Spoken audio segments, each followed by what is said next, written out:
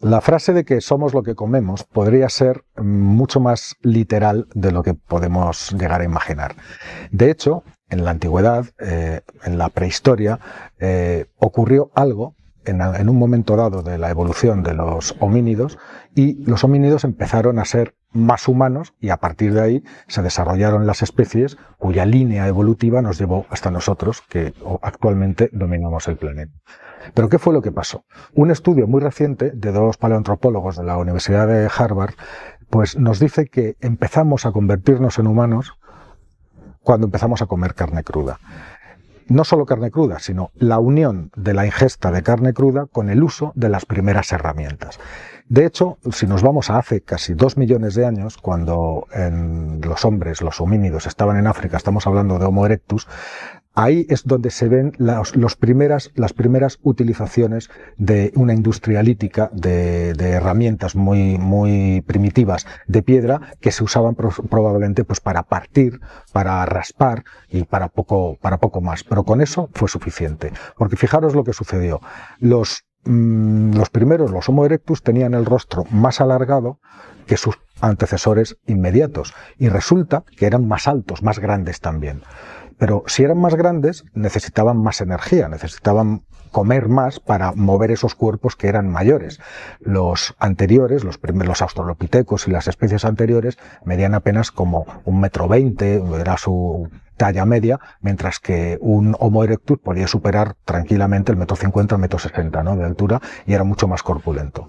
Pero al mismo tiempo, y paradójicamente, las mandíbulas de estos primeros hombres más cercanos a nosotros eran mucho menos fuertes que las de sus antepasados, y los dientes mucho más pequeños. Entonces, ¿cómo se conjuga este cambio en el que tienes un cuerpo más grande, que necesitas mayor consumo de energía, es decir, comer más, y al mismo tiempo tienes unos dientes más pequeños y unas mandíbulas más débiles? Bueno, pues aquí es donde los investigadores de Harvard centraron su estudio y se dieron cuenta que al incluir en la dieta la carne cruda, utilizando las herramientas, era posible esta evolución y no hacía falta tener mucha mayor fuerza. Es más, era suficiente con tener mucha menos fuerza y dientes mucho más débiles. ¿Cómo lo hicieron? Pues cogieron un grupo de voluntarios actuales y les estuvieron alimentando con carne cruda, carne de cabra, y unas cuantas raíces de vegetales muy ricas en proteínas, pues como la yuca o como el ñame, remolacha, diversos tipos de vegetales muy ricos, y se dieron cuenta y les permitieron utilizar unos utensilios muy primitivos. ¿Qué hacían? Pues al cortar la carne en pequeños trozos, pues resulta que no hace falta que lo mastiques todo. Los que no tenían herramientas tenían que hacerlo todo con los dientes, por eso necesitaban una dentadura muchísimo más fuerte. Pues al final del todo, con un 17% menos de número de veces de masticar y casi un 30% menos de fuerza en la mandíbula, estos humanos del experimento lograban sobrevivir perfectamente, siempre y cuando la carne ocupara cerca de 1/3 de su dieta.